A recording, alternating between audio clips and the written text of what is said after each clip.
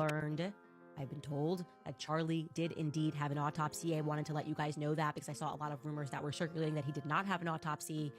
That has been confirmed. An autopsy did take place. Girl, you better buckle up because this latest twist just turned the entire Charlie Kirk case inside out. What started as another official update just exploded into a full-blown scandal. And this time, the FBI's got no easy way out. Their neat little plan to blame everything on Tyler Robinson, it just went up in flames. Multiple insiders are now saying Ice Cube himself confirmed that an autopsy was done, and the results, absolutely jaw-dropping. The official story is crumbling by the minute. According to the leaks, the Bureau didn't just lie about the type of weapon, they even got the shooter's position wrong. Like, how do you miss that? This isn't a small slip-up.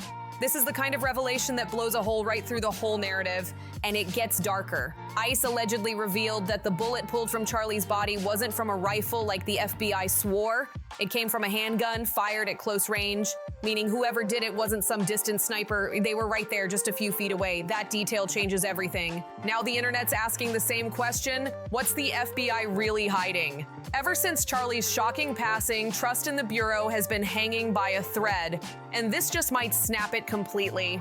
People are furious, accusing them of feeding the public a Hollywood-style script instead of the truth. Think back to the day it all happened. Those grainy, low-res photos the FBI dropped online. The blurry rooftop clip they swore showed Tyler running away. People zoomed in, paused, enhanced, still nothing. You couldn't even tell if it was a man or a shadow.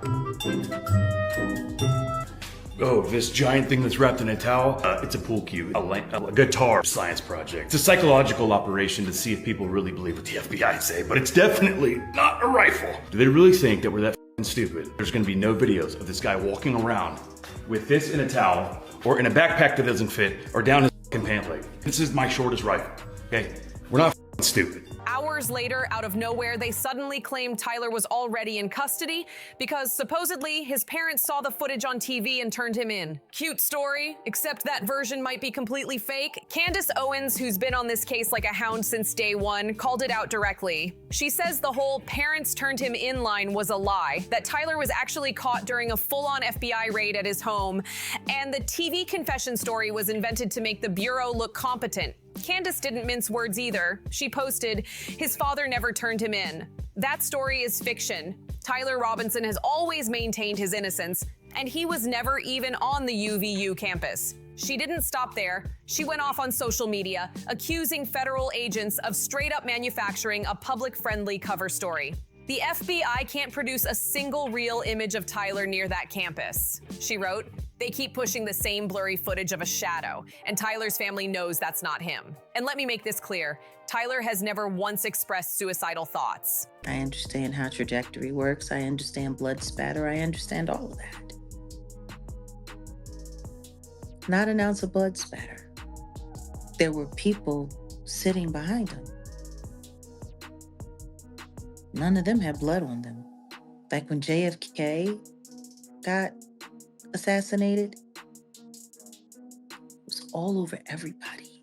The federal government is lying about everything. That last line hit the internet like a thunderclap. If she's right, it doesn't just mean the FBI fumbled the case, it means they built the entire story on a lie. After Candace's posts went viral, online investigators went into overdrive. Creators began reenacting the Bureau's version of events frame by frame, and the results were brutal. They showed that the FBI's official story, where Tyler supposedly dismantled a rifle, hid the parts in his backpack, and slipped away unnoticed, doesn't hold up at all. One popular firearm YouTuber called it physically impossible. He demonstrated on camera how the supposed weapon couldn't even fit the described scenario. The clip blew up, millions of views, thousands of comments saying the same thing. This makes no sense. Then, Jaguar Wright jumped into the chaos, and she made things even messier. She said Tyler doesn't even look like the man the FBI is pushing as the shooter.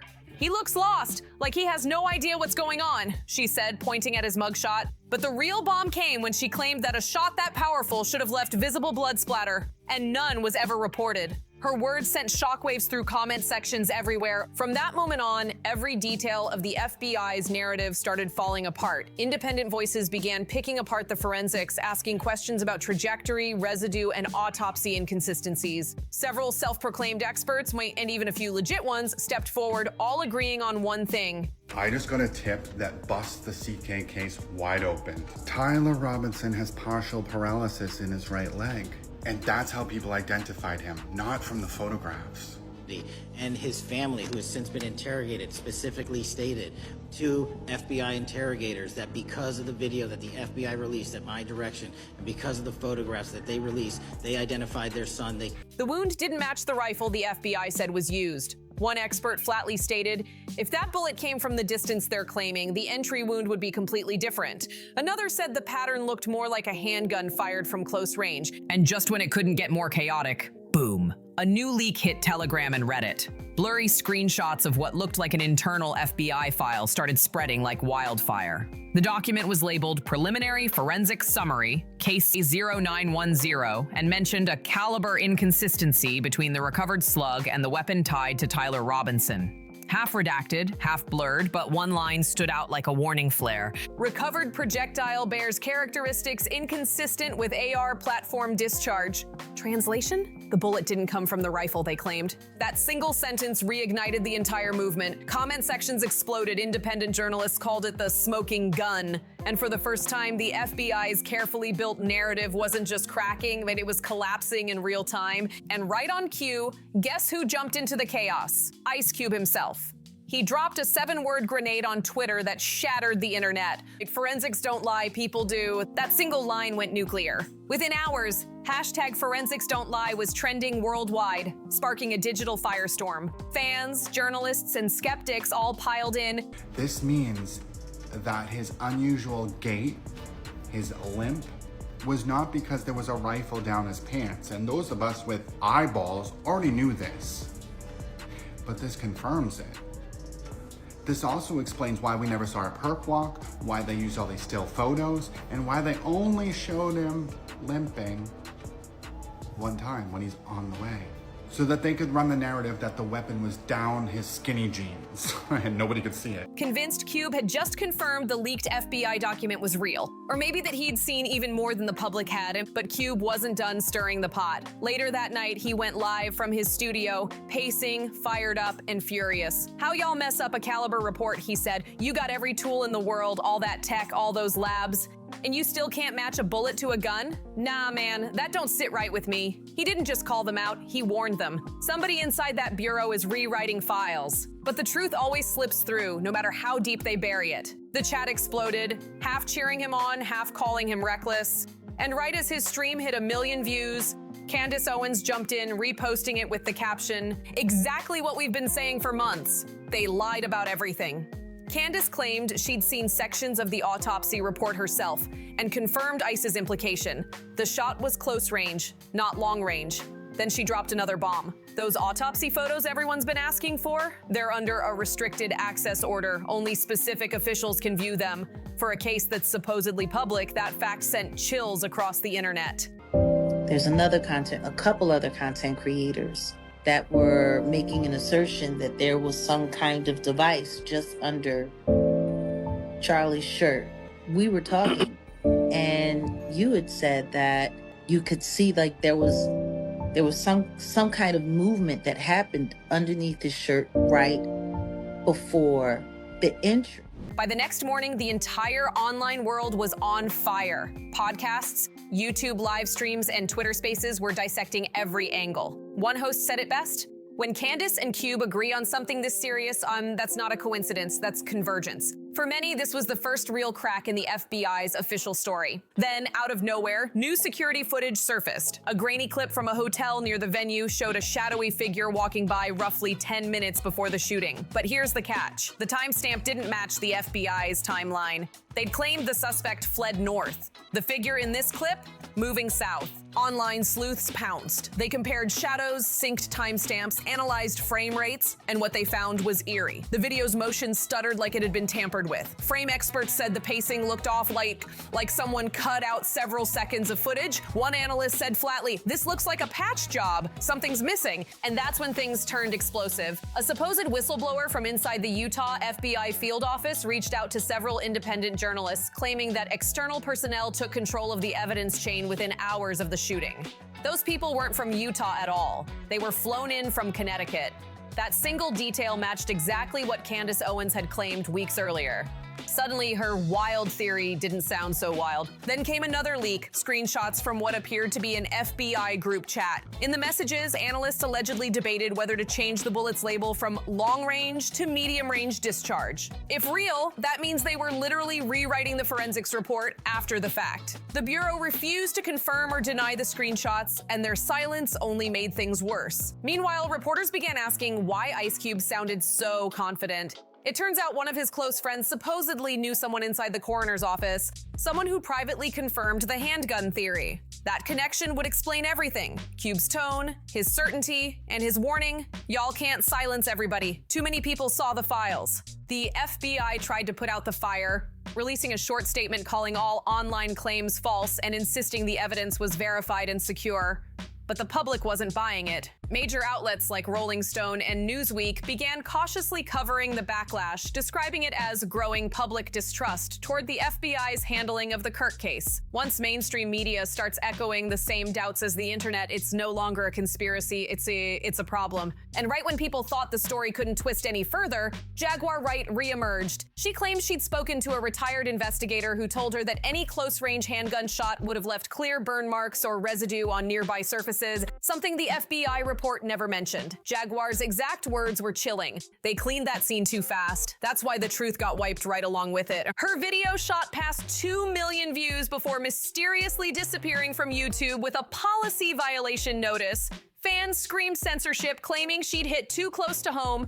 At that point, even skeptics started paying attention. Too many inconsistencies were stacking up: missing footage, mismatched calibers, sealed autopsy photos, and now talk of outside agents meddling with evidence. Candace summed it up perfectly in her next post. "If there's nothing to hide, why is everything classified?" That quote became a rallying cry. Protest hashtag surged. Hashtag reopen the Kirk case. Hashtag who shot Charlie. Hashtag forensics don't lie. And the movement gained real momentum. Former law enforcement officers and even a few politicians began calling for a reinvestigation. By the week's end, the narrative had flipped completely. The Bureau was on defense, Ice Cube was doubling down, and the public was connecting dots faster than the officials could erase them. Then Candace dropped one last shocker. She revealed that Tyler Robinson suffers from partial paralysis in his right leg. Yeah, paralysis. Meaning there's no way he could have carried out the athletic movements described in the FBI's official account. And just like that, the so-called open and shut case blew wide open again, and at this time,